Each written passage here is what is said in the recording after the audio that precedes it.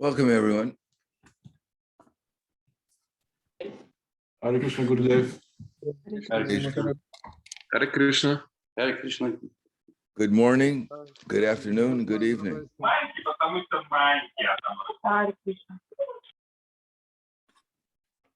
So today I'm going to read from the Bhagavad Gita, chapter 3, Karma Yoga.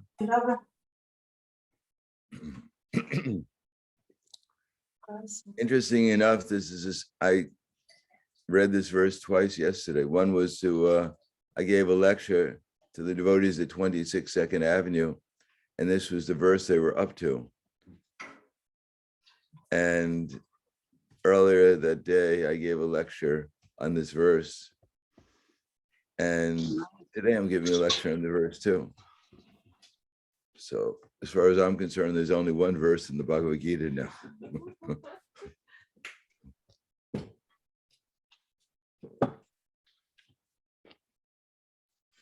So this is verse number 14. Anad bhavati bhutani parjanan anasambhava yagna bhavati parjanyo jagna karma samudbhava. All living bodies subsist on food grains, which are produced from rains. Rains are produced by yagya, sacrifice, and yagya is born of prescribed duties. Purport.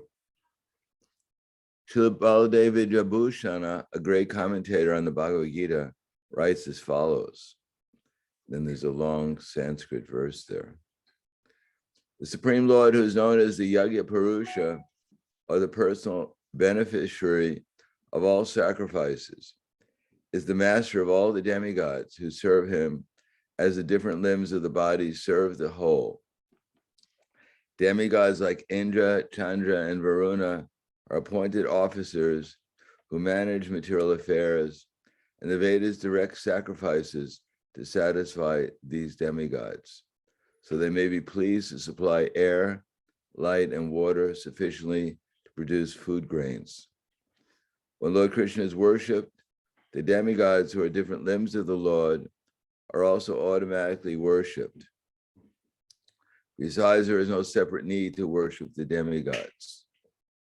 For this reason, the devotees of the Lord, who are in Krishna consciousness, offer food to Krishna and then eat, a process which nourishes the body spiritually. By such action, not only past sinful reactions in the body vanquished, but the body becomes immunized to all contaminations of material nature. When there is an epidemic disease, an antiseptic vaccine protects the person from the attack of such an epidemic. Similarly, food offered to Lord Vishnu and then taken by us makes us sufficiently resistant to material affection. And one who is accustomed to this practice is called a devotee of the Lord. Therefore, a person in Krishna consciousness who eats only food offered to Krishna can counteract all reactions of past material infections, which are impediments to the progress of self-realization. On the other hand, one who does not do so continues to increase the volume of sinful action, and this prepares the next body to resemble hogs and dogs, to suffer the resultant reactions of all sins. The material world is full of contaminations, and one who is immunized by accepting prasad of the Lord, food offered to Vishnu, is saved from the attack, whereas one who does not do so becomes subjected to contamination. Food grains or vegetables are factually edibles. Human being eats different kinds of food, grains, vegetables, fruits, etc., and the animals eat the refuse of the food grains and vegetables. Grass, plants, and human beings who are accustomed to eating meat and flesh must also depend on the production of vegetation in order to eat the animals. Therefore, ultimately, we have to depend on the production of the field and not on the production of big factories. The field production is due to sufficient rain from the sky. and such reigns are controlled by demigods like the Indra, sun, moon, etc. And they're all servants of the Lord. The Lord can be satisfied by sacrifices. Therefore, one who cannot perform them will find himself in scarcity. That is the law of nature, yagya. Specifically, the Sankirtan yagya prescribed in this age must be performed to save us, at least from scarcity of food supply. So the verse again. Anad bhavati bhutani parjana anasambhava yagna bhavati parjanyo yagna karma samudbhava. All living bodies subsist on food grains, which are produced from rains. Rains are produced by performance of yagya, sacrifice, and yagya is born of prescribed duties. Namo Vishnu Padaya Krishna Prasthaya Bhutale Srimate Bhaktivedanta Swami Namane Namaste Saraswatam Deve Gauravani Pracharane Nirvishesha Shunyavadi Paskyatyade Satarna. It is said in the Vedas, Eka Desha Stata Yagya Joshnad Visrasi Yata Parasya Brahmana Shaktis Tatedam Akilam Jagat. Just like fire is situated in one place, and yet the fire illuminates everywhere. So similarly, Krishna is situated in one place, and is diffusing his energies in all different material and spiritual universes.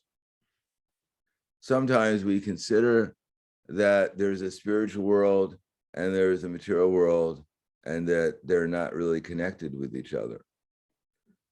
But actually, everything is connected with everything, because ultimately everything is completely under Krishna's control. Although Krishna has a different dealings in the material world than he has in the spiritual world. Now according to the second canto of the Srimad Bhagavatam, Krishna has two different kinds of pastimes. One pastime is his pastimes in the external energy, and the other pastimes is Krishna's pastimes in the internal energy. The beginning of Srimad Bhagavatam, especially the first and second cantos, and even the third canto and the fourth canto, primarily deal with Krishna's pastimes in the external energy, while the later cantos, especially the 10th canto, deals with Krishna's pastimes in the internal energy. Now, as it is said that Krishna Surya Sama Maya Haya Andhakar, the difference between our experiencing or participating in Krishna's pastimes in the internal energy and Krishna's pastimes in the external energy are our willingness or our unwillingness to serve Krishna. Vayam dvitiya abhineshana syat. That as soon as we turn our face away from Krishna, then we become his competitor, and our hearts become full of anxiety and fear.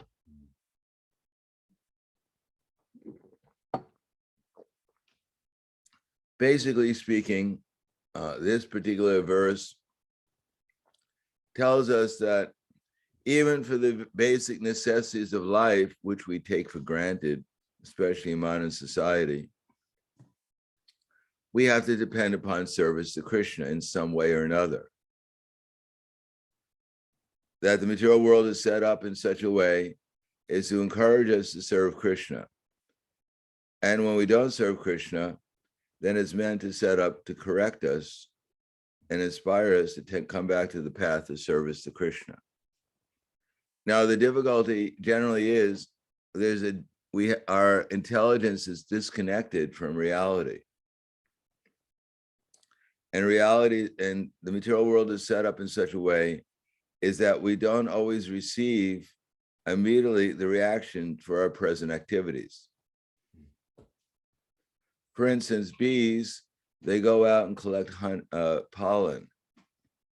And the pollen may have different tastes because they come from different flowers. When the bees come back to the hive, they put their pollen into the hive and it's manufactured to become honey. Now, when we taste the honey, we cannot tell exactly which flower it came from, but all we can tell is that the honey is a collection of many different types of pollen coming from a variety of flowers. Similarly, the present reactions that we have for our past activities and the particular taste we have now, we don't know exactly where it came from. All we can understand is that sometime in the past, we did something and now we're getting the reaction for it now. Reaction primarily comes in different flavors also. The very environment that we live in and the experience we're having is a reaction. On the other hand, internally, as Krishna says in Bhagavad Gita, that Trividam narakasyadam dwaram nashitam atmanaha kama krodha tatalobas tasmat etam trayam chejet. There are three gates leading to hell, namely lust and anger and greed. Every sane person should become free from these three gates because they lead to the degradation of the self.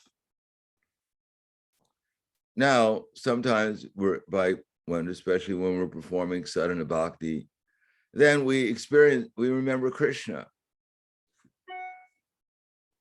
And we think sometimes that we're pure devotees because we remember Krishna for a little while. And many times we may be doing our normal, quote, normal activities and we forget Krishna. And we think it's just normal. We don't think that we're actually subjected to the influence of the illusory energy. But actually the fact is that to some degree, as soon as we forget Krishna, then hopefully we fall down into the mode of goodness. And sometimes we forget Krishna and we find ourselves in less desirable circumstances. We fall into the mode of goodness, generally speaking, when we're engaged in some intellectual activity, like studying a language or trying to solve some problem with Krishna consciousness. Krishna, his name, his form, his quality, and pastimes are not there presently within our consciousness, but still we're doing some kind of service to Krishna, directly or indirectly, and therefore it's more or less the mode of goodness, and we don't feel afflicted so much by the modes of material nature. And then sometimes we're not directly engaged in some kind of activity which is in relation to Krishna, and we become attracted to something in the mode of passion. We see an artwork and we think, oh, that's a nice art. And we feel some inspiration, even enthusiasm, generally known as lust. And if somehow or another, it reminds us of some undesirable circumstances we were in the past, how I had a painting like that and my girlfriend stole it, and therefore I've been lamenting ever since, then we fall into ignorance and anger and we feel we're in the modes of nature. So there's varieties of opportunities in the material world to experience either Krishna consciousness by following the process of sadhana bhakti or the process of material energy. Sometimes we feel actually pleasant in the modes of the mode of goodness. Sometimes we feel a little desirous and anxious in the mode of passion. And sometimes we feel frustrated and bewildered in the mode of ignorance. Now, out of all these different experiences, here it points out that especially prominent in the material world is eating.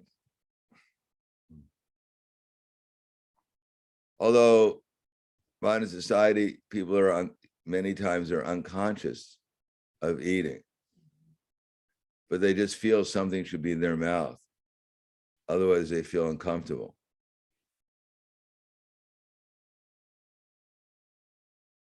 the Romans, they used to eat until they got sick, and then they vomit everything they had so they can eat some more. That's a disease in modern world called anorexia. Even there are devotees who sometimes have that. Why eating is so prominent? Because eating is the very basic principle of controlling the material nature. Without controlling the material nature, it's not possible to actually imagine that we're enjoying it. The main reason why we came here is to get the feeling, at least, that we're God. And of course, that feeling comes from when we feel that we can put Krishna's creation in such a way as to help our material happiness increase to some degree. Or at least we can put the material nature, arrange it in such a way as that our unhappiness doesn't increase. So this desire for enjoyment in the material world is called passion. The unhappiness due to the fact that we can't arrange things as nicely as we'd like to, it's called ignorance. And when we're not worried about these things, it's called goodness. On the other hand, everyone is impelled or inspired, especially by our little stomach, which is always talking to us, saying, beep, beep, please feed me. Or as they say in Spanish, which I've repeated before, barriga llena, corazón contento. When the stomach is full, the heart is content.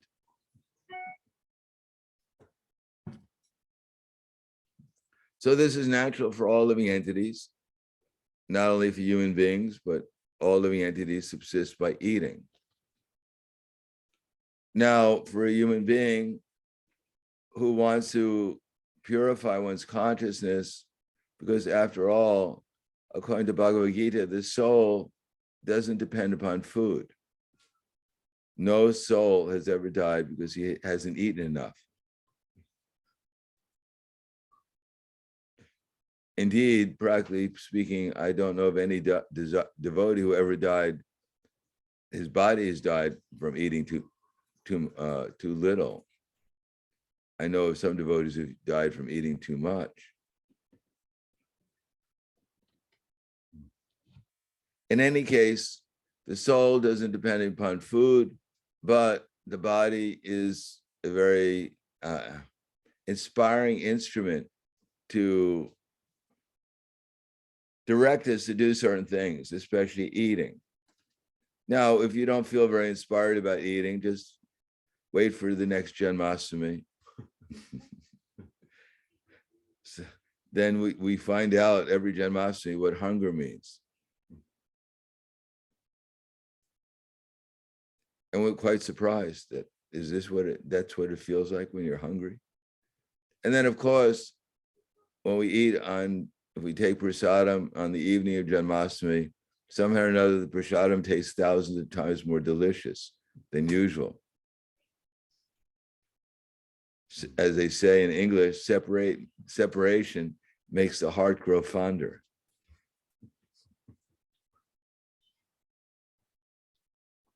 So when that carrot is on our plate, offering us full dandavats, it looks like a stick offering us dandavats. Immediately out of our cause's mercy, we accept its service and allow it to enter into the mysteries of our understanding of our nature. And as we chew the carrot and derive pleasure, we become empowered by the energy of the carrot to eat future carrots and to add even more varieties of different foods that will surrender into us, to us, enter into us, and empower us to control and enjoy the material nature even to a greater extent.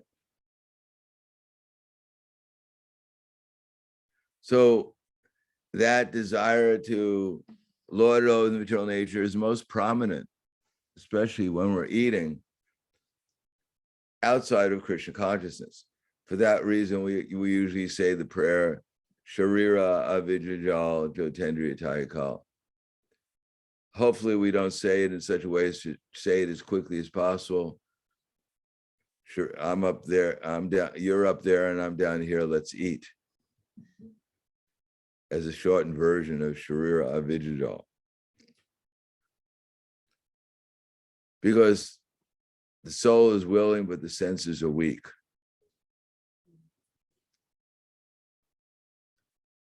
So basically the idea is that if we're actually eating in Krishna consciousness, if Krishna is actually present within our consciousness when we're eating, then this is called honoring prasadam. And the results of honoring prasadam, number one, Krishna will give us the intelligence even to chew the food, which requires an enormous amount of intelligence. They should have a PhD, award a PhD to anyone who actually chews their food when they're eating. Actually, it's a postgraduate field. Eating prasadam should be a graduate field, and postgraduate should be we should chew the prasadam. Because number one, if we actually honor the prasadam and we take it as Krishna's mercy, then we'll remember Krishna. And if we remember Krishna, then we won't be influenced by the desire to lord it over the material nature, which is the very essence of eating. It's the first activity of controlling and enjoying the material nature. And generally speaking, for most people, it's impelled by lust. Sometimes when they don't like someone, it's impelled by anger and they start eating the person. But that's somewhat rare nowadays. But there are cases in America where people have become like zombies and jumped on people even in the street and started to eat them.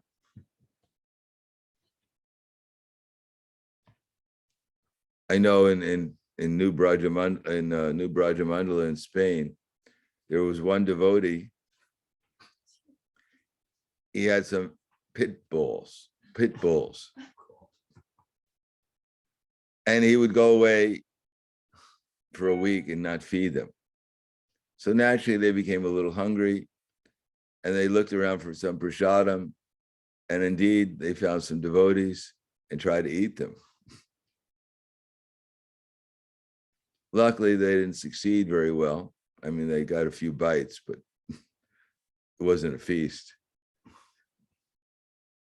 course, they had to take the dogs away. So people who become like that when there are circumstances when they can't satisfy their hunger, then they become frustrated.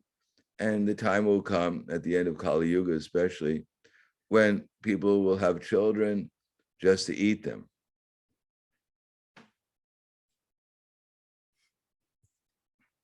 So therefore, eating could be done in goodness. Just like in modern society, there is a group of people who are interested in health, and they also repeat the mantra, we should chew our food. But they don't think about Krishna when they're doing it. They're thinking about how by chewing the food, we can become healthier, and therefore we can chew more food in the future. And of course, the food we chew should be organic to empower us for all kinds of varieties of sense gratification. So that's goodness. But better than that is to remember that everything comes from Krishna. And although we may not make the connection immediately between what's on our plate and Krishna supplying it, but the fact is that whatever is happening to us in our life at every moment is a gift coming from Krishna, either from him directly or from the Krishna's material energy. For a devotee, Krishna is personally or making arrangements for what the devotee needs for his devotional service. As we know that, I think I said in the previous class about Arjuna Acharya and how he was reading a verse from the Bhagavad Gita, Ananyas Chintayanto Mam, Ye Jana Paripasate, Tesham Nitya Viyuktanam, Yoga Shemam Baham Yaham. That for those who are constantly devoted, meditating on my transcendental form, I carry what they lack and preserve what they have. Arjuna Acharya was reading this verse and making a commentary, but he thought, how is it possible that Krishna himself will personally come and supply whatever the devotee needs? This would be too much. So he crossed out the word vihami, that I personally carry. He went away to do some service somewhere. And while he was away, two little boys knocked at the house of Arjuna Acharya, and his wife answered the door, and she saw two beautiful boys carrying all kinds of food with them, all kinds of boga. And she said, yes, can I help you? So the little boys, one black and one white, said, Arjuna Acharya has sent us, and we brought this boga for you to cook for Krishna. So Arjuna Acharya's wife was very surprised. Why didn't he bring it himself? No, he demanded that we come and bring it personally. And then she noticed on the bodies of these two beautiful young boys, there were scratch marks all over their body. And she asked the boys, where has these scratch marks come from? And the boys said, well, Arjuna Acharya, he got angry with us and he took a pen and started to scratch us all over the body. So she was quite surprised. Oh, Arjuna Acharya has become so cruel. These two beautiful boys, he's scratching them and forcing them to bring this food to us.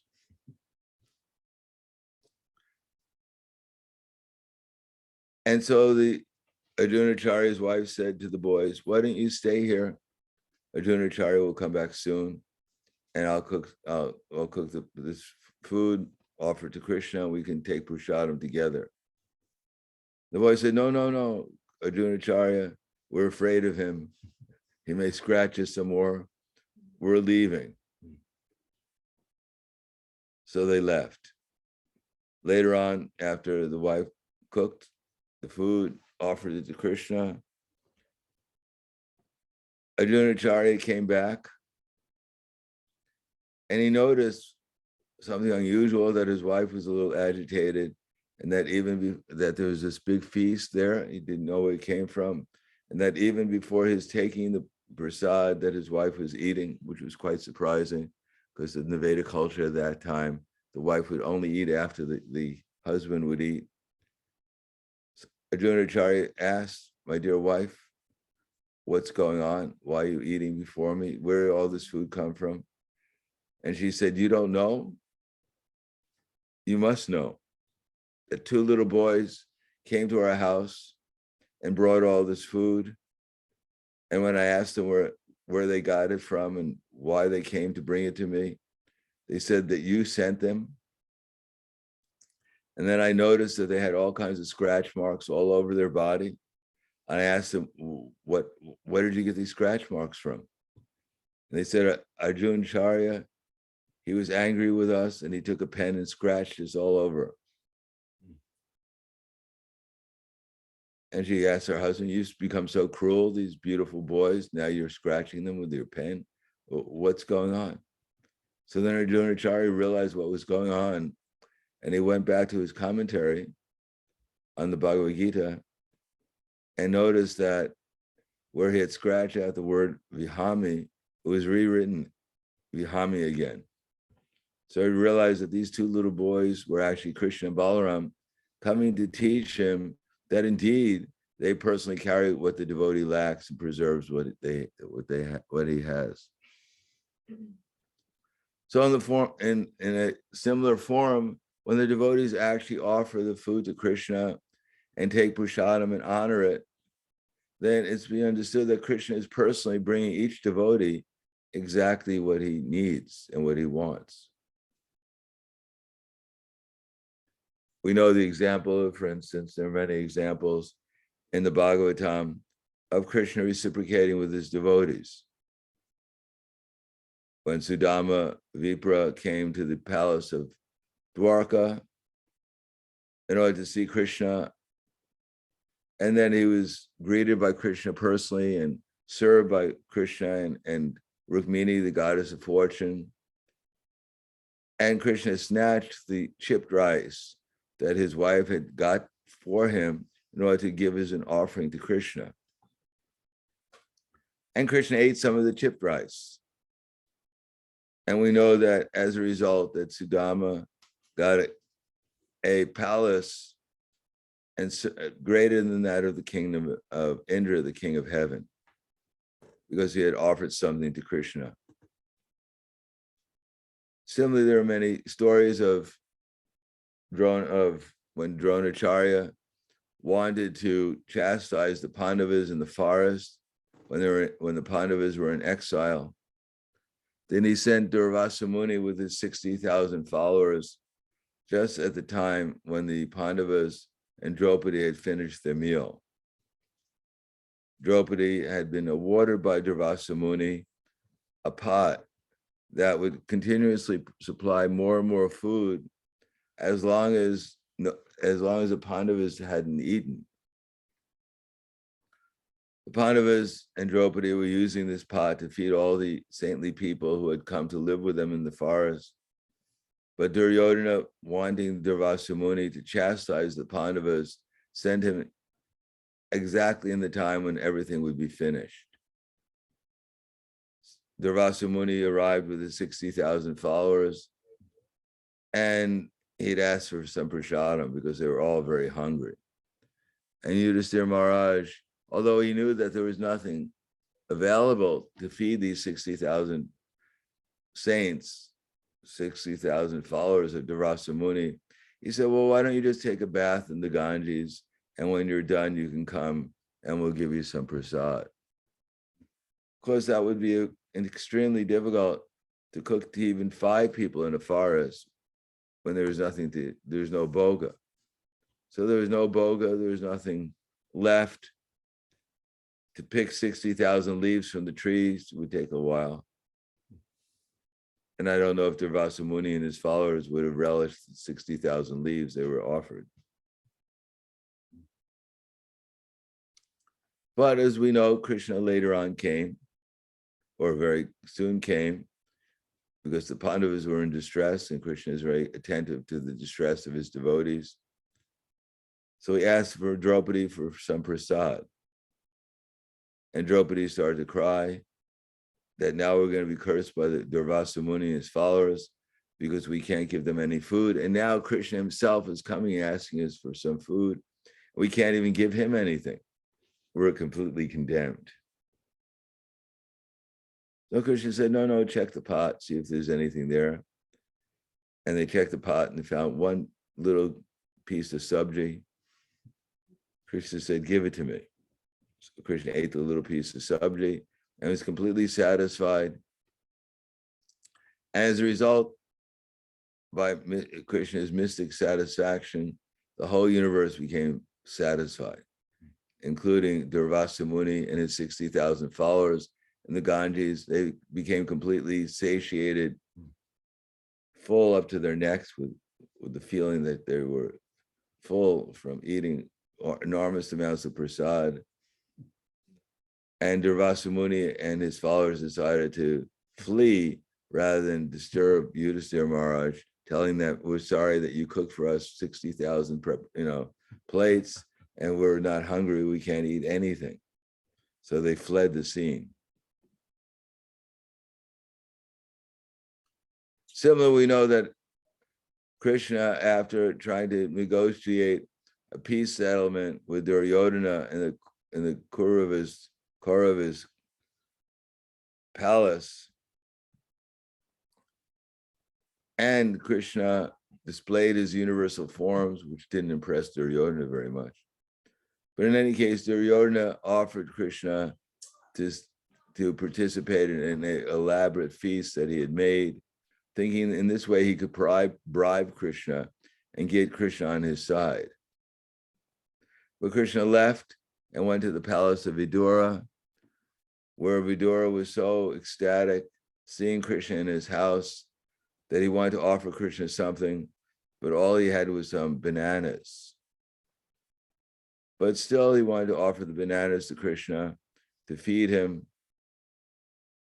But he was so much in ecstasy that when he peeled the bananas, he threw the banana away and offered Krishna only the peel of the banana. But Krishna appreciated so much the offering that he ate the peels very happily, although there was no banana in the peel.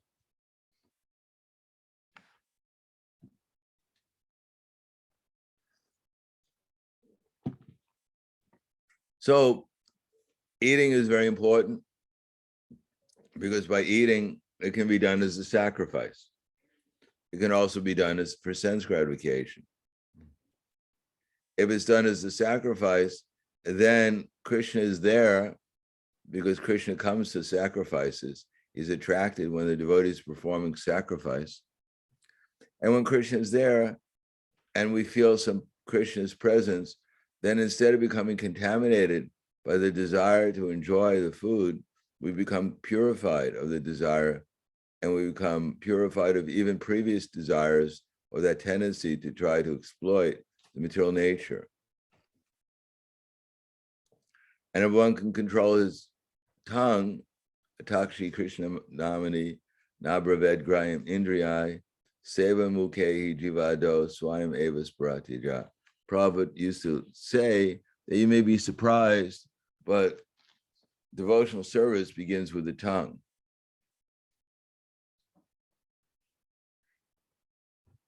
In the beginning of our society, we didn't have very much money. The temples didn't really have the type of people that were attracted to our temples weren't the wealthy aristocratic class. Where I joined, there were students. New York Temple, which in 26 Second Avenue, which I went to sometimes. There were not exactly high-class citizens. They were the people who had no place else to sleep, so they crashed at 26 Second Avenue. In any case, they didn't have a whole lot of money, probably didn't have a whole lot of resources to cook prasadam, but still, that's where all the resources went into. And Prabhupada was quite happy that the people, as Prabhupada said, that when he was coming aboard the Jaladuta, one of his anxieties was whether the people in this country, in the West, in America, would actually accept eating prasadam, vegetarian food. And he was happily surprised when he came to America that there was vegetables. He had brought over with him a trunk load of rolled oats, they say. It's a kind of grains. Because he thought that I'll go to America, they're all meat eaters, there won't be any vegetables there, there won't be any grains, I better bring my year's supply of grains with me. So that's what he did. He brought over one trunk load of books, Srimad Bhagavatams, and one trunk load of grains, rolled oats. And when he came to America, he was pleased to see that there were actually vegetables on the shelves. And he said, even I went to the Indian food store and I found that there was paprika there was red chili. He said, of course, it was 5 times more than they cost in India, but still it was there. And then he introduced prasad to the devotees, and most of them, he was very surprised how much they could eat. I mean, our stomach is only so big, it's the size of 2 palms, but by mystic expansion, the devotees were able to eat many times the size of their stomach. Except for one devotee, his name was Sridas. I forget his name now, actually. In any case, this particular Sri something. In any case, this devotee wouldn't eat very much, but his mother had brought him to the temple and told him, Sridas. He told Prabhupada that you could take my son, he can live in the temple, but you have to personally see that he eats. So Prabhupada personally would feed him every day. Such is Krishna's mercy. And indeed, at the beginning, it was very difficult to get Sridas to even eat 1 chapati. But Prabhupada personally fed him. Prabhupada cooked the prasad. He distributed it, and he personally fed this devotee. And then after some time, the devotee developed a taste for prasadam. So he went from 1 chapati being forced on him to 5 chapatis enthusiastically. And then when he got up to 25 chapatis, eating 25 chapatis, Prabhupada said, that's the limit.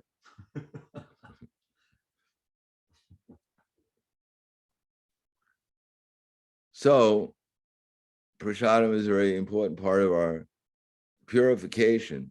As Srila Prabhupada said, the impersonalists may eat day and night, they may speculate day and night, but we'll eat our way back to Godhead. Indeed, when I was a student at the university, I'd sometimes come to visit my parents in New York, and I go down to the temple and to stay mostly with the devotees in the temple when I was in New York for the holidays. And when I came down to the temple one time, when I was on vacation from school, it was Lord Ramachandra's appearance day. And I came to the temple, and immediately a devotee came in and picked me up and embraced me and said, did you do it? Brahmananda was his name. I said, did what? He said, did you fast? At that time, I didn't realize what, an important thing was fasting, because sometimes I used to fast even before I joined the movement. He said, did you do it? I said, yeah, I did it. And at that time, Prabhupada said that you should fast until you could see the moon rise. So they had one devotee stationed on the roof. This is at 61 Second Avenue, waiting for the moon to rise. And when it rose, immediately there was a big enthusiastic exclamation from all the devotees, and they began to serve out the prasadam. And it wasn't ordinary. I'd never seen so much prasadam served out at one time. It literally, Brahmananda had a plate of prasadam that looked like Govardhan Hill. And it was all green, because the Mataji he had cooked, Ekayani, I think she later on was married to Gopal Krishna Maharaj. She put dye into everything. There were green chapatis, there were green rice, all the subjects were green, everything was green. And I was just amazed that how much prasadam a person could actually put into his stomach. And that mountain of prasadam was only first. It wasn't even, that was just the beginning. Because eating was a major service. And for some devotees, it was the only service. One time, Vishnu Jan Maharaj in Austin, he wrote to Prabhupada a letter asking Prabhupada that, my dear Prabhupada, the devotees in my temple, they don't want to do any service. All they want to eat is all they want to do is eat prasadam. Is that all right? And Prabhupada said, well, that's all right. But in between bites, they should chant Hare Krishna.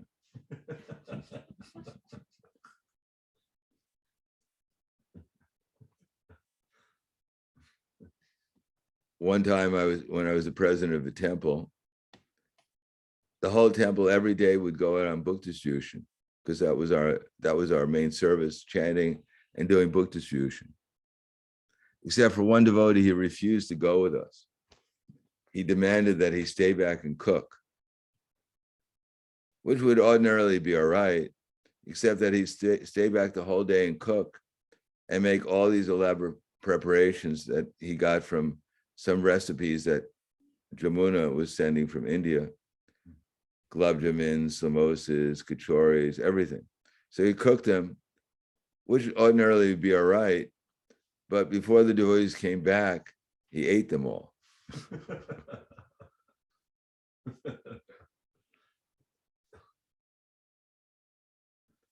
That kind of cook we don't really need. In any case, whenever I questioned him about his habit of eating all the prasadam and not willing to go out on with the rest of us, he showed me a letter coming from Prabhupada. And at the end of the letter, Prabhupada had written that you're a sincere devotee. So he said, Prabhupada said, I'm a sincere devotee, and you're questioning what Prabhupada said? Later on, him and some bhaktin, well, he had some affair with some bhaktin in the temple and he left. And then we could actually, temple kind of turned back into normal.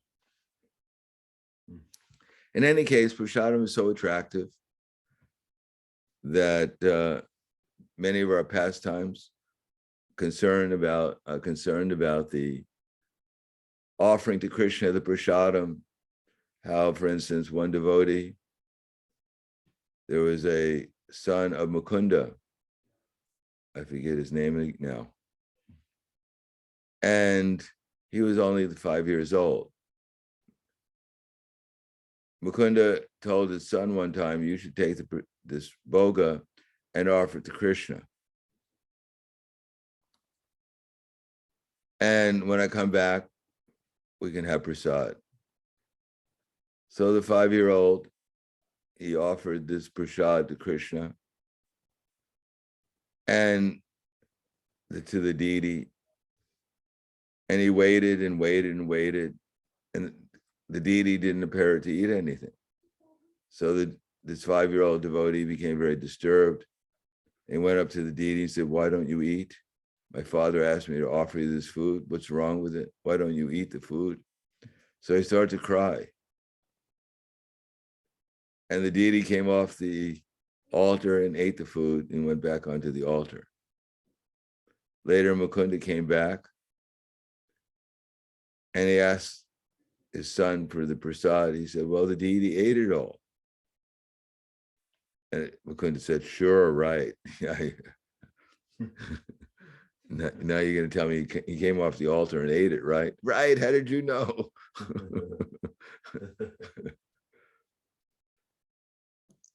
So Mukunda thought, well, let me see what happens. So he said the next day to his son, he said, you should go on the altar, offer this prasadam to the deity, and later on I'll come back and we can have prasad.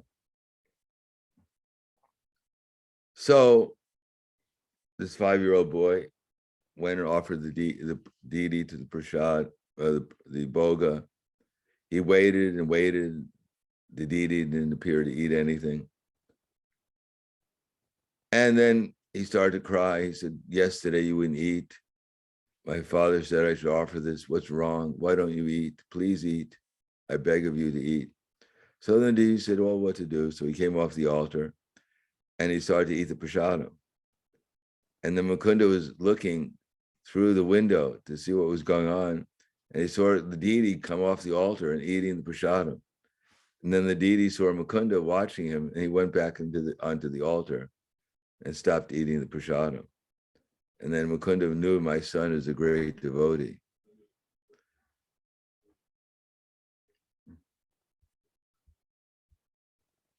So Krishna eats the food. He may not sometimes, the fact that he can eat the food and relish it with it simply by glancing at it or hearing their devotees' prayers is because of Krishna's omnipotency. But those who don't understand the value of offering food to Krishna and eating the prasadam, honoring it, it is practically very, very difficult for anyone to make any real tangible advancement in Krishna consciousness. If we're always anxious to serve our tongue, then it's very difficult to chant the holy name with our tongue. If we can't control our tongue by utilizing in Krishna's service, by eating Krishna prasadam and offering and relishing it, it'll be very difficult to relish the holy name. Therefore, especially prasadam, we should be very careful that we honor prasadam, that we sit down in a proper time with a proper mood. We don't talk about things that will agitate our minds or distract ourselves, or we shouldn't watch TV when we're eating prasadam, even the Mahabharata.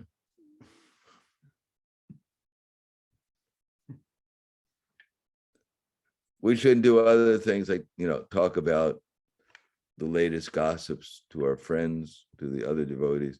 We should try to actually concentrate on taking prasadam and being Krishna conscious. And that will purify, then Krishna will appear even in that most difficult circumstance when we're eating, because eating is a difficult circumstance. Lust, greed, anger arises within our hearts, which is a great obstacle for our pure devotional service. So even in that most difficult circumstance when we're eating prasadam, to be Krishna conscious, if we make an effort and Krishna is pleased by our effort to remember him and to serve him by eating the food properly, then the result is if Krishna appears within our mind and we feel the ecstasy of Krishna's presence, the love of Krishna's presence, then that desire to dominate the resources of material nature, beginning with eating, will diminish. And then all our other activities in devotional service will also become purified. That if we can remember Krishna while we're eating, we can more easily remember Krishna while we're doing any other service for Krishna. And then it's possible to come to the perfection where we're always remembering Krishna and never forgetting him. So I'll stop there. Thank you. Any questions or comments?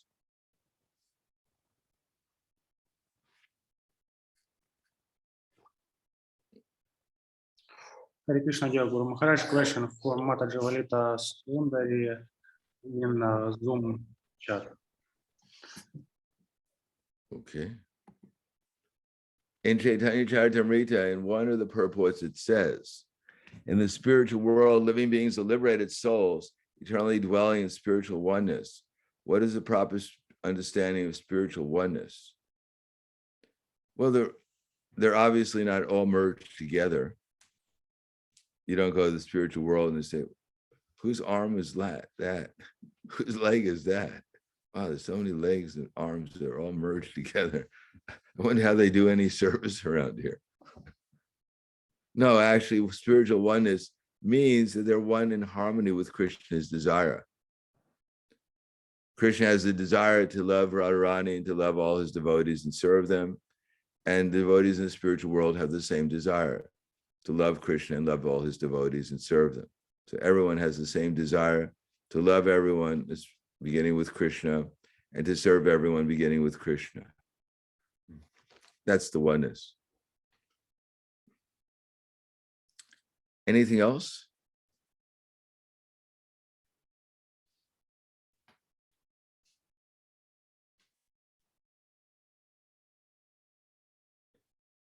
Maharaj, I have a question. I have it since November actually. when Well, you mean the, it's just a coincidence that the same question you had, now finally there's a verse that conforms to it?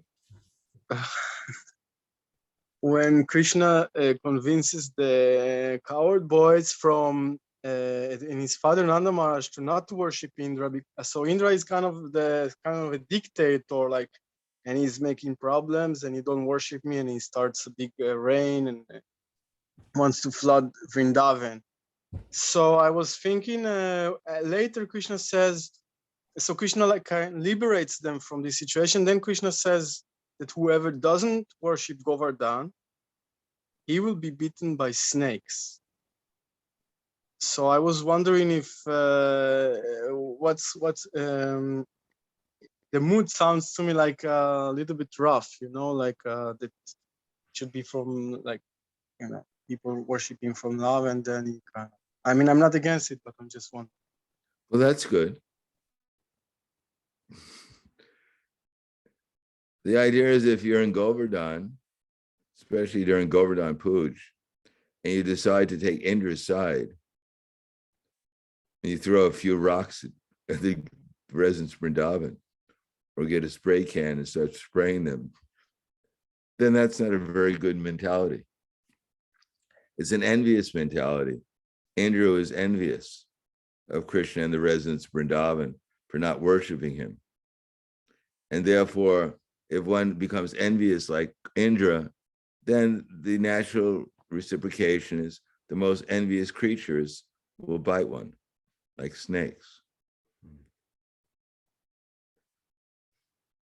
Therefore, instead of being envious during Govardhan Puj, after all, Govardhan Puj is the one festival we have where we don't have to fast, we feast. Such a nice day. Generally speaking, every festival is usually a half-day fast. And this festival, we feast the whole day. So we should not be envious of Krishna because we don't have to fast. I remember when I first joined when I was first a temple president in a temple in Texas, then we heard whatever Prabhupada said, I thought we should follow. Matter of fact, a lot of devotees were like that. And the only communication we generally had with Prabhupada at that time was through the tape ministry. And whatever the lecture he said in the lecture, we followed.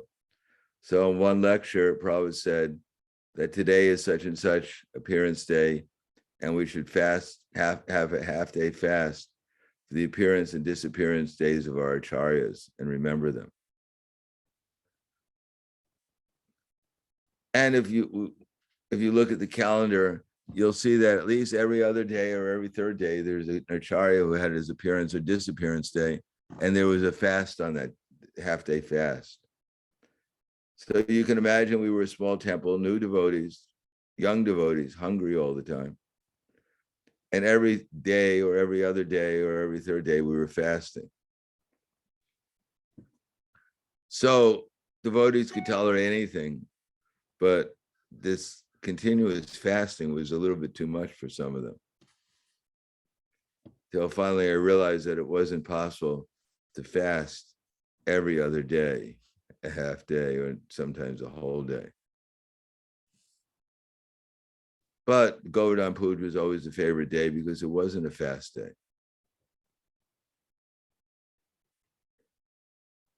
Then what happened is because Ekadasi was, Prabhupada said one time that in Vrindavan, devotees fast the whole day and they stay up all night chanting.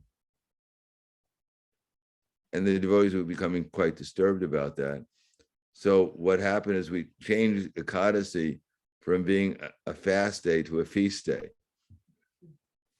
because it was difficult losing when you didn't have so many devotees. It was difficult losing all of them because they were going out looking for something to eat somewhere.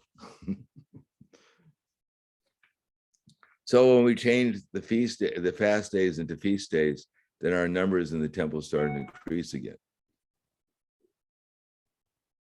So we should honor Govardhan Puja because Krishna is so merciful on that day that instead of fasting, we're encouraged to feast and worship Krishna's cows. Go Puja. All right, so I think I'll stop there. Unless there's some other urgent question. Thank you much. Thank you very much. Grantaraj Srimad Bhagavad Gita ki jai. Srila Prabhupada ki jai. Oh, actually, there's one other question. It says, thank you very much for this lecture. What are the symptoms of a person who overcame the 3 gunas of material nature? The symptom is they take prasadam and they always remember Krishna and never forget him. And they even when they distribute prasadam to others, they always remember Krishna and never forget it. So that's some important symptoms. Thank you very much. Srimad Bhagavad Gita ki jai. Srila Prabhupada ki jai. Gaur Premanande. Hari Bol. Hare Krishna. Hare Krishna. Thank you, Gurudev. Харе Кришна, Гурудев, спасибо большое. Thank you very much. Hare Krishna. Hare Krishna. Харе Кришна, спасибо большое.